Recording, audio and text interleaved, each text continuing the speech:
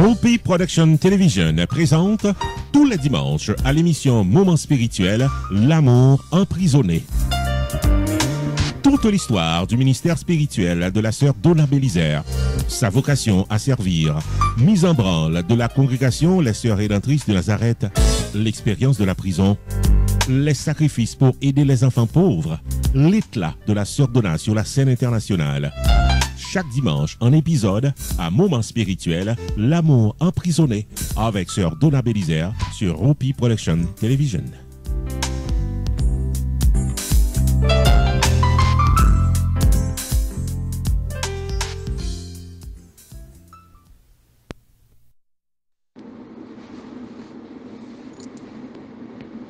Alors, mes amis,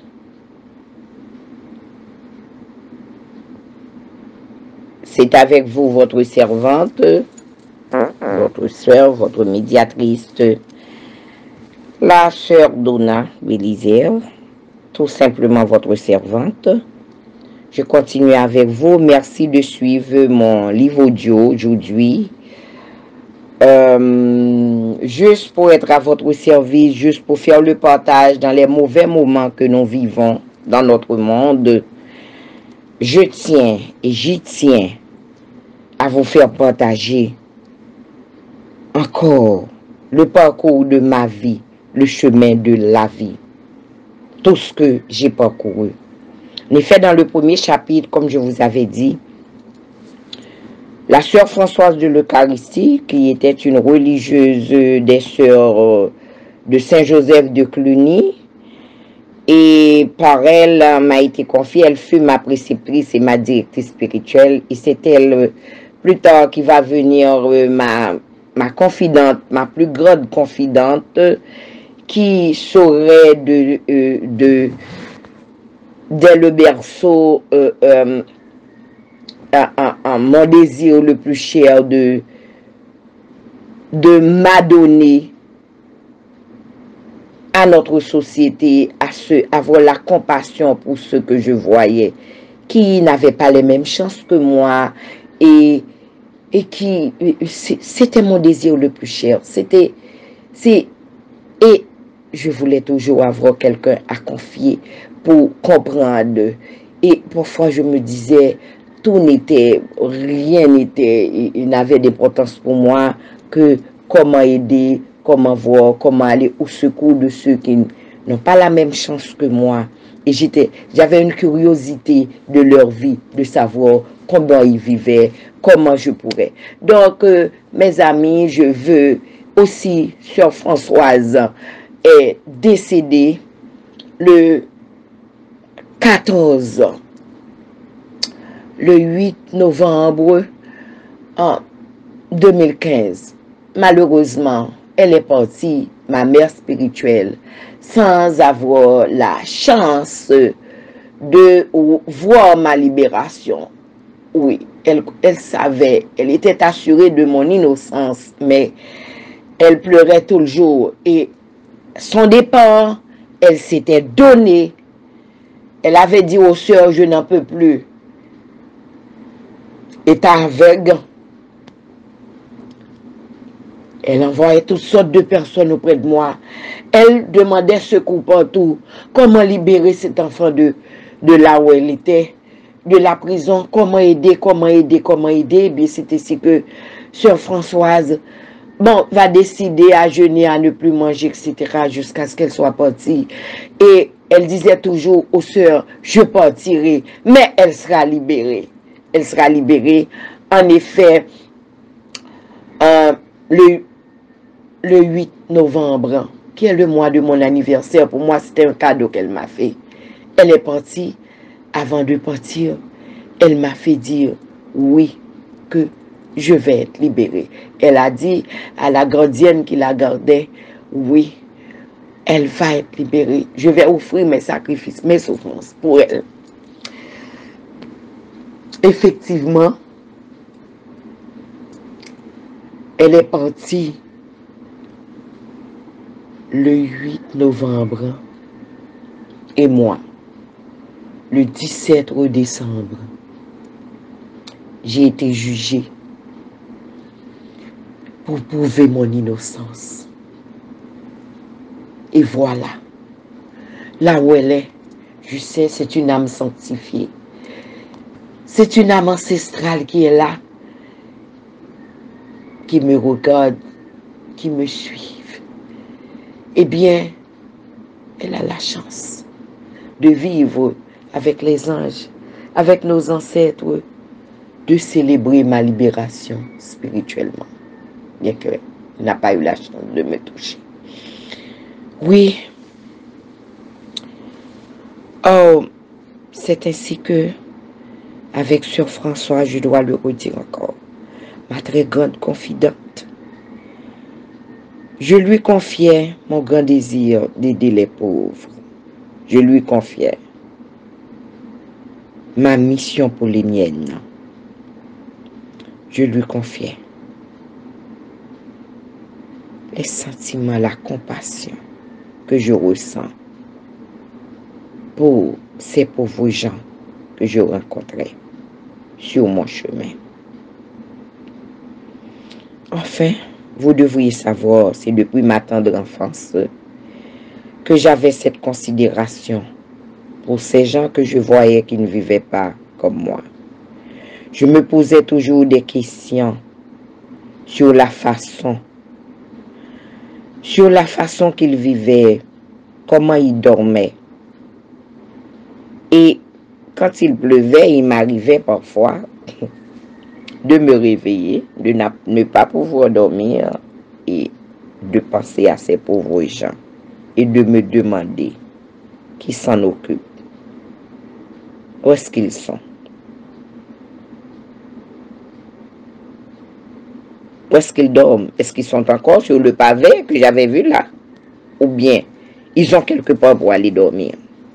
Et ça me tracassait la tête pour me demander, mais j'ai un toit, j'ai un lit, j'ai une couverture. Mais, et ces gens-là, ont-ils la chance d'avoir, est-ce qu'ils en ont?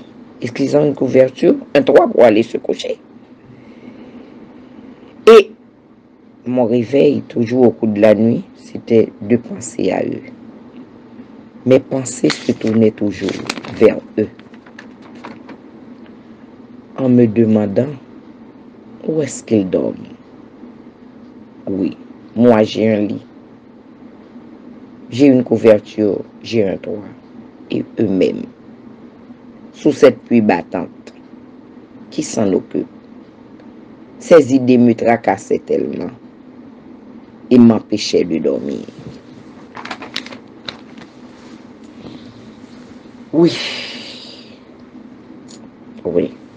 c'est une compassion que j'ai dans le cœur dès mon tendre enfance. C'est plus fort que moi. Ma mère courait toujours après moi. Je ne peux pas être un enfant et penser à un adulte. Tu penses pouvoir aider le monde, tu penses des choses, c'est pas ça. C'est tes études, c'est toi, je ne sais pas. Eh bien, toujours le lendemain, après pouvoir mal dormir, me poser des questions sur ces pauvres gens-là que je rencontrais, etc., qui avaient des problèmes, ces gens-là que personne ne pouvait me donner une vérité sur leur vie. Personne. Le lendemain, en allant à l'école, je les rencontre sur le pavé de l'église ou devant le marché, comme je les avais vus la veille. C'est comme s'ils ne se déplaçaient pas. Et c'était vrai, ce que je pensais. Ils étaient toujours au même endroit.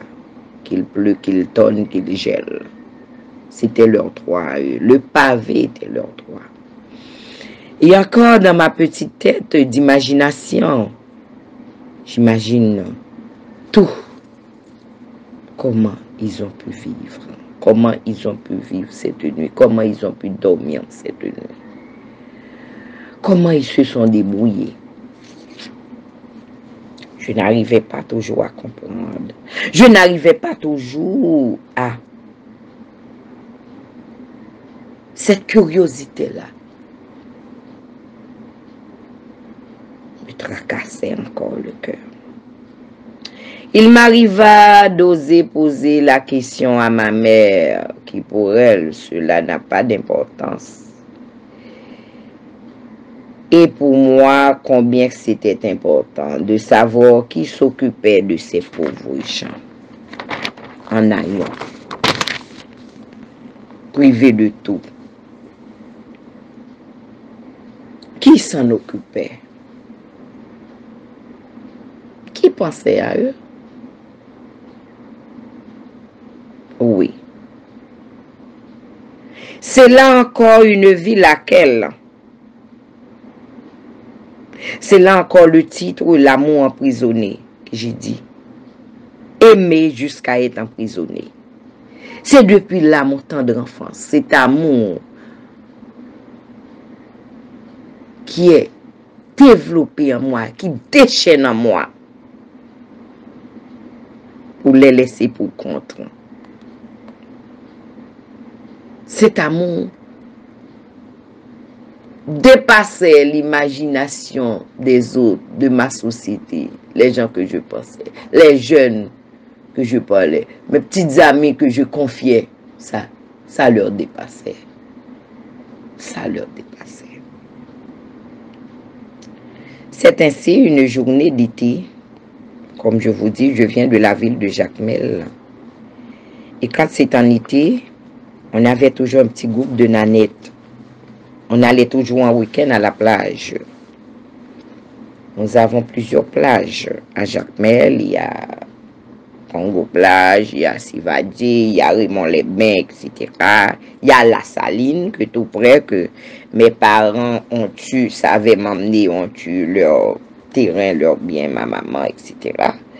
Et il y a La Saline aussi, il y a... Bon, mais de préférence, étant donné on est déjà au Bel-Air, et l'équipe des petites nanettes que nous sommes, des enfants de 9 ans, 11 ans qu'on amenait toujours, c'était à Sivadié. Oui, Sivadié, la plage de Sivadié. Pendant une journée d'été, et je vous expliquerai aussi que la mer a failli m'emporter là à Sivadié. C'était un professeur qui s'appelait Michelet Duvet, qui m'avait sauvé la vie. Encore, tous ces gens-là, je dédie mémoire de cet ouvrage, je leur dédie ça, qui ont fait partie de ma vie, qui m'ont sauvé la vie, qui ont fait un acte sur mon chemin. Donc, Michelet Duvet, qui était un maestro du jazz Jouvenceau de Jacmel, très connu. Sa femme était professeur, mon professeur, et puis bon, m'avait sauvé la vie parce que là, j'ai failli aller à la mer, il fallait voir aussi. Tout ça, c'est les parties de notre vie qui m'emmenaient à ne pas être là maintenant pour vous expliquer pour une vie laquelle, mais ça en fait partie, il faut qu'on en parle. Donc, la journée d'été ensoleillée à Jacmel, tous les enfants bien préparés, bien habillés, etc. Le matin, on apportait, il y avait les cantines de nourriture qu'on nous apportait, etc., etc., etc. Pour manger au bord de la mer. La journée, c'est au bord de la mer. C'est toujours un samedi. Oui. Avec quelques enfants de mon âge, est-ce qu'on était une dizaine? Je ne me rappelle pas, mais je me rappelle quelques-uns d'entre eux. Oui.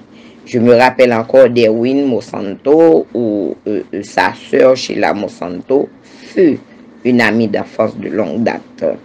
On ne peut pas dire, parce que dans la vie, ce qui était... Il y a une mission, il y a des chemins qui vous êtes tracés.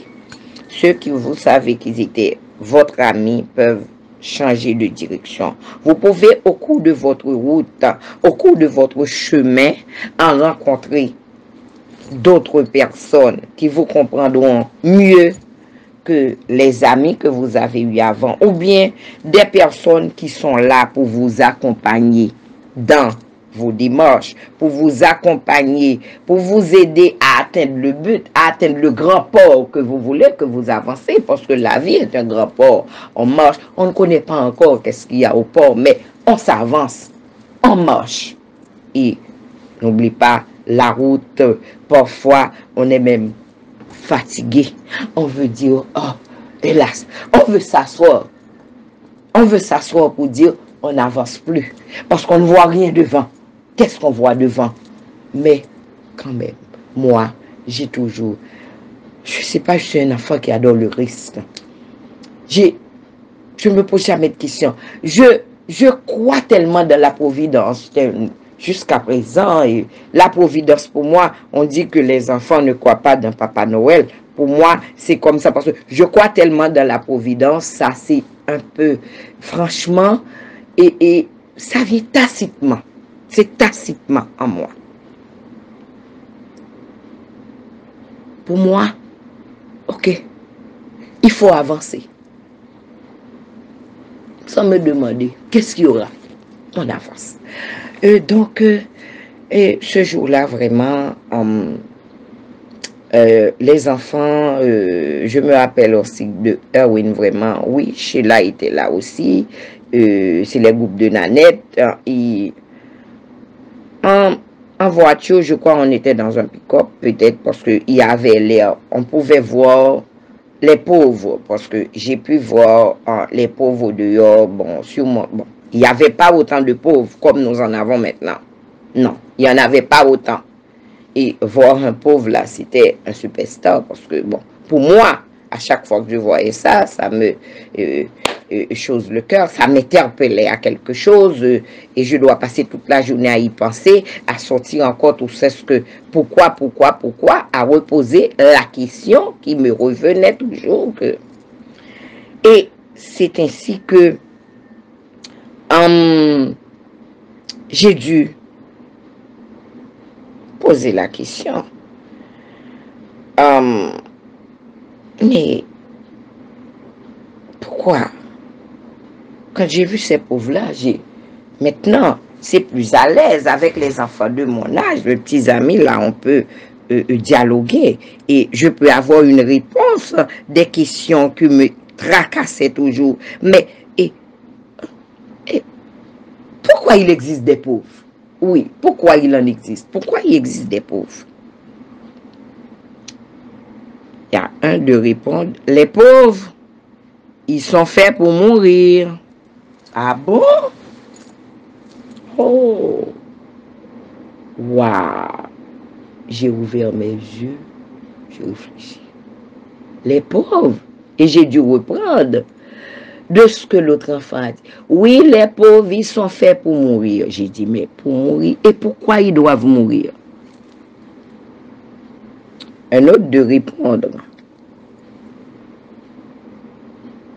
Parce qu'ils sont sales et laids, il n'y a personne pour s'en occuper. Donc, ils doivent mourir. Ah bon?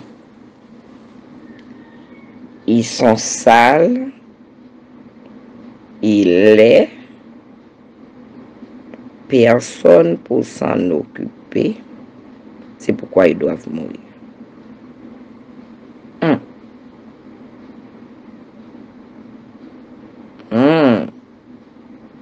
Elle dit, eh bien, je vais m'en occuper. Ça a été ma réponse. Oui, je vais m'en occuper. Je m'en occuperai.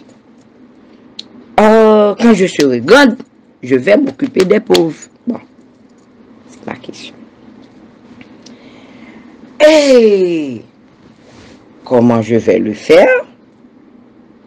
Dans ma toute petite tête,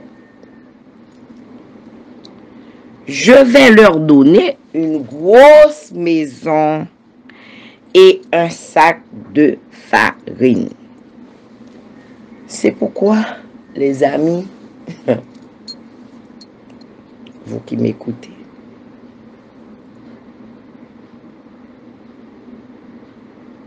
une grosse maison et un sac de farine. Ah bon?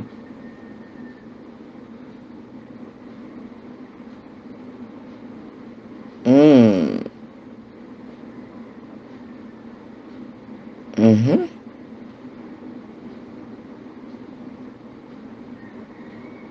Hmm.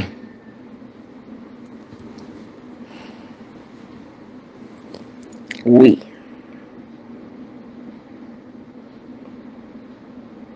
C'est cette belle journée. C'est là, c'est ce jour-là qui va me faire découvrir ma mission polynienne. C'est ce jour-là que ma mission polynienne a commencé. Oui, oui. Par cette question que j'ai répondu, quand je serai grande, je vais donner un sac de farine et une maison aux pauvres. Hum. Mhm. Oui. Et ça, c'est devenu pour moi comme une chanson. Partout,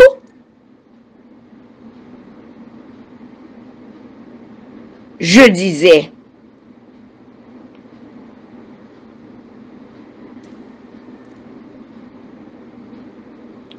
aux enfants, à la récréation, je vais acheter une grosse maison, un sac de farine pour les pauvres. Quand je serai grande, c'est ce que je ferai.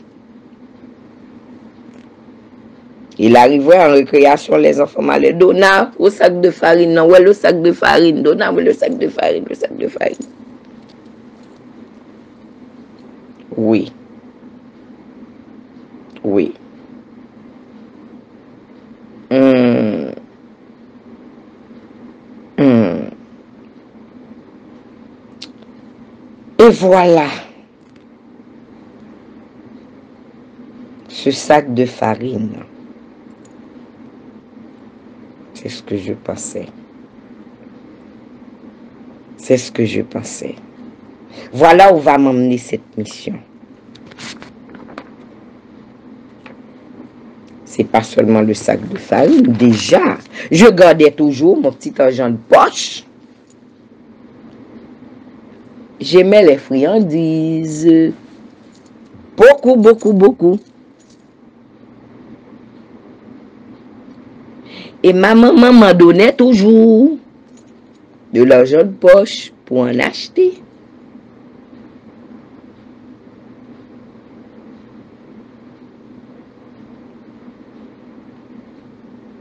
Et en allant, à partir de ce jour-là, mon argent de friandises était toujours gardé pour les glisser aux pauvres en allant à l'école là, qui sont devant l'église et sur le pavé du marché et sur le pavé de l'église.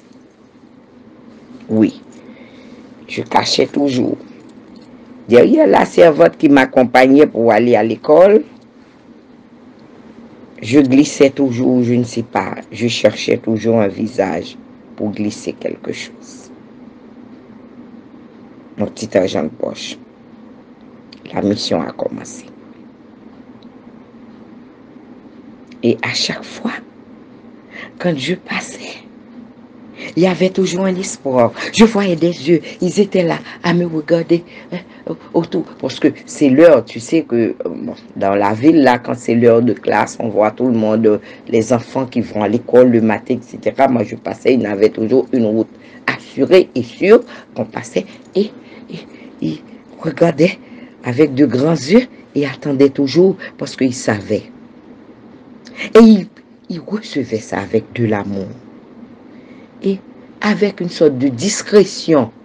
Parce que la servante qui m'accompagnait ne devrait pas voir ça pour ne pas rapporter à ma maman que pour mes friandises, là, mon argent de récréation a été distribué. Oui. Et c'était maintenant le grand rendez-vous. Et j'exigeais encore à ma mère. Oui, j'ai besoin plus d'argent de sucrerie, etc., etc., etc. Oui, maman, je n'aimais pas manger, enfant. Je n'aimais pas manger. Il fallait vraiment faire descendre, je ne sais pas, toutes les choses là pour me dire, il y a les couleurs qui vont venir te prendre, il y a des choses, etc. pour que je puisse enfin manger quelque chose. C'était toujours les friandises.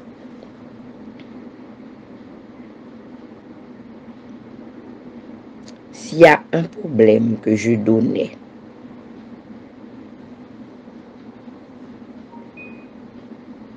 à ma mère,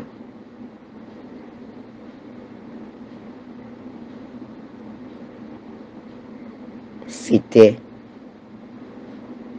ne pas aimer manger. Elle se pleurait, elle se plaignait toujours. L'enfant ne veut pas manger, je ne vais pas quoi faire, etc., etc. de ne pas vouloir. Bien que j'étais toujours boulotte, malgré tout. Toujours boulotte. Et encore maintenant, les friandises, ça diminue parce que l'argent des friandises allait à ces pauvres. Oui. Ces préoccupations d'aider les pauvres est cause que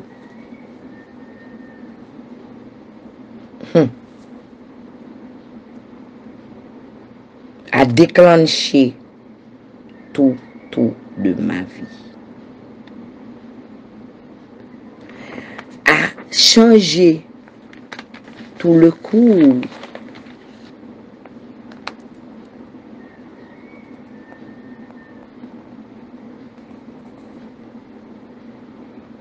le schéma que mes parents, mes familles, ma mère, les rêves avaient tracé pour moi.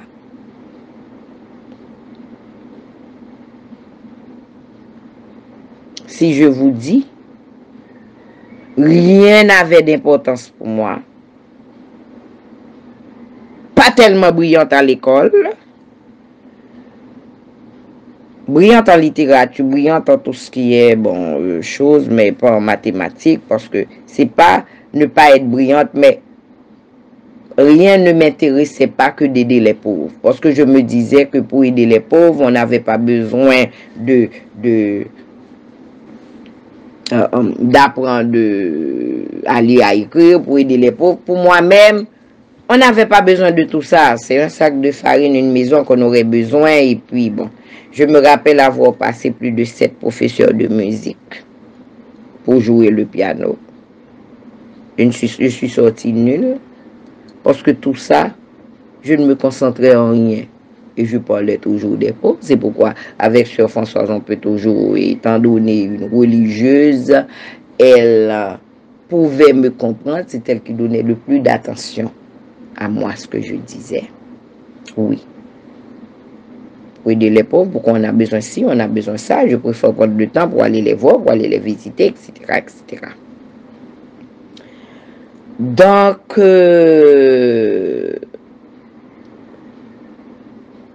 je dois dire,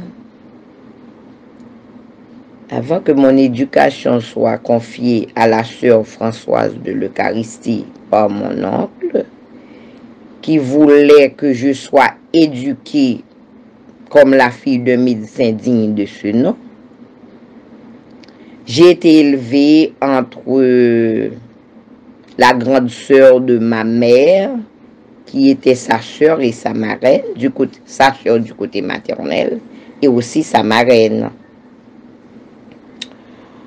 On jugeait que ma mère était aussi trop jeune pour éduquer toute seule sa fille, comme l'unique enfant. Tous nos proches s'étaient mis, avaient leur attention, toute la famille avait leur attention sur moi. Sur l'unique enfant de Bagaille, de Françoise, etc. L'enfant est 10, l'enfant est date, tout le monde en parlait. Et je dois dire, j'étais entourée. J'étais entourée.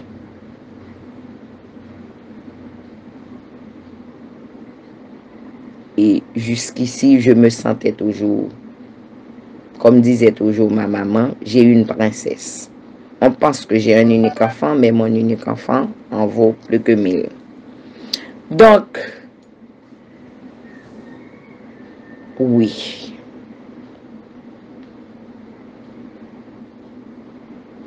Voilà. La vie m'était très prometteuse. Très, très, très affectionnée. Et ma mère surtout était toujours fière de moi de parler de sa fille, de son enfant. Elle ferait tout. Comme n'importe quelle mère. Mais parfois on se disait, vous allez voir plus loin. C'est plus qui était exagéré. J'étais tellement entourée que l'absence de mon père ne m'a jamais questionné.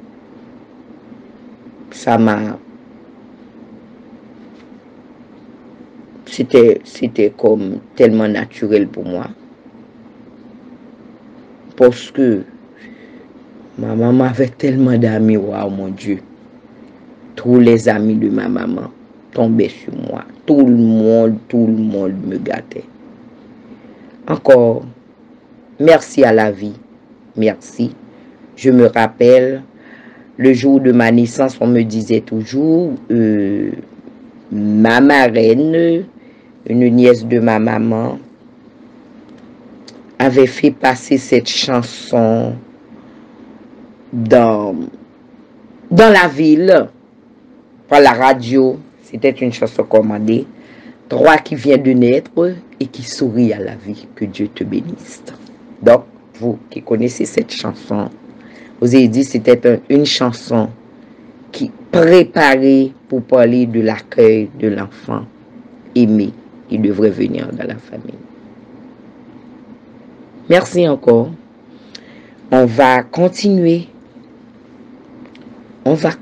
encore le chapitre Une vie, laquelle, n'oubliez pas, c'est l'audio du livre, de l'ouvrage audio écrit par la sœur Donna Bélisaire de la congrégation des sœurs rédemptrices de Nazareth, qui a voulu écrire sa vie, partager sa vie avec vous, pour que vous, sur le chemin que vous avez à parcourir, vous pouvez avoir beaucoup de courage. Allez, pour que vous ayez du courage de peindre, d'être un grand peintre pour peindre le tableau de votre fille.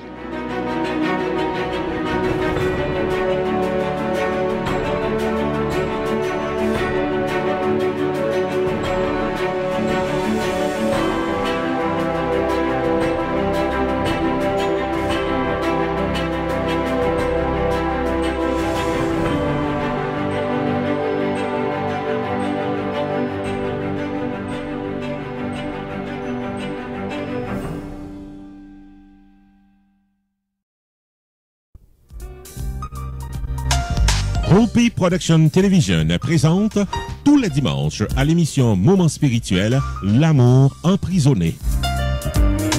Toute l'histoire du ministère spirituel de la sœur Donna Bélisaire, sa vocation à servir, mise en branle de la congrégation Les Sœurs Rédemptrices de Nazareth, l'expérience de la prison, les sacrifices pour aider les enfants pauvres, l'éclat de la sœur Donna sur la scène internationale.